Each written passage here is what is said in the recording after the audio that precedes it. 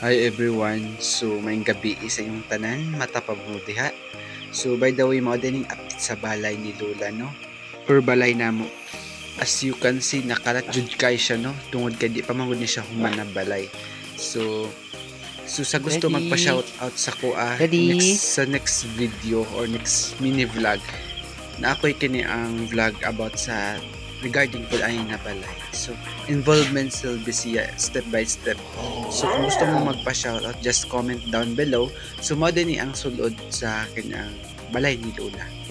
So wala na ako napakita ganyan no ang katong sa dirty kitchen.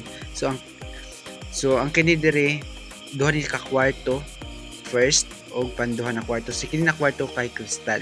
So katong unang gipakita nako batong kwarto ni Lola nila.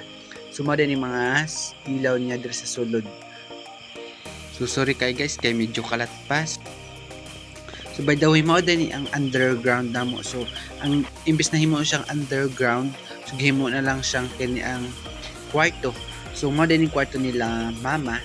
So diri kay medyo di na siya kalat kay kini ang medyo na okay na siya. So by the way, ang kini diri na part is kini ang aircon na siya, takuda na siya aircon. So by the way, mao din siya ang kini ang CR.